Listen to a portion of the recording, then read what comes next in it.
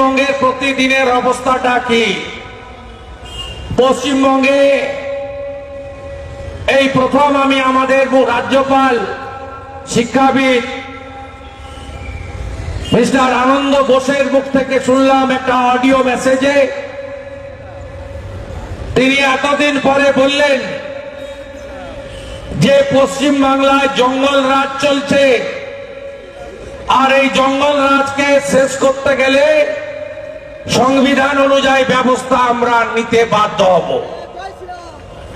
আপনারা জানেন যে আমরা আজকে এখানে সভা করছি, আজকে সকাল 9টা থেকে সব চ্যানেলের পর্দায় একটাই, শেখ শাহজাহান দুর্নীতির তদন্তে ইডি এবং সিআরপিএফ শেখ শাহজাহানের সন্দেশখালীর সরবেড়িয়ার বাড়িতে যাচ্ছিল।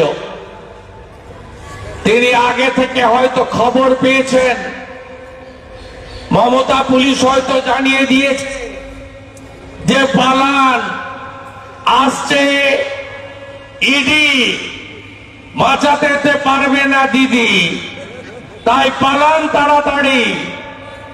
তিনি দরজা লাগিয়ে পালিয়েছিলেন, উনি তালা ভাঙছিল তদন্তকারীরা। তাদের যেভাবে গাড়ি ভাঙা হয়েছে,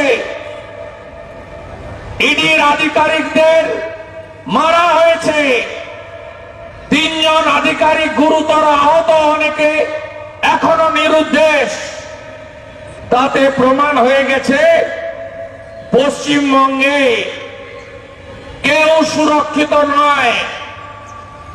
পশ্চিমবঙ্গে কোন সাংবিধানিক বডি সুরক্ষিত নয়। এই এলাকায় আগে সিপিএম করতেন, উনার গুরুদেবের নাম ছিল হারমাদ্দের নেতা মুসলিম, তার আন্ডারে সিপিএম এ হাতে খড়ি। তারপরে 2013-তে তার পাঠশালায় নাম লেখানো ডাকাত বালুর হাত ধরে। এই খুনি মাফিয়া হেরোইন পাচার করে বাংলাদেশে, অস্ত্র পাচার করে। আজকে তাকে বাঁচানোর জন্য এই জিনিস করা হয়েছে। জেলা পরিষদের সদ্য ভোটে তিনি জিতেছেন। একটা জেলা পরিষদে কত ভোটার থাকে? 70,000, 75,000। ওর মার্জিন কত শুনবেন? 64,000 ভোটে জেলা পরিষদে জিতেছে।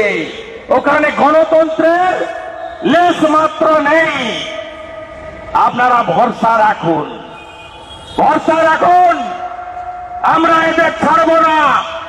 নরেন্দ্র মোদী আছে, না খাউঙ্গা না খানে দুঙ্গা। এই মাফিয়া ডনদের রাজত্ব খতম আমরা করবই।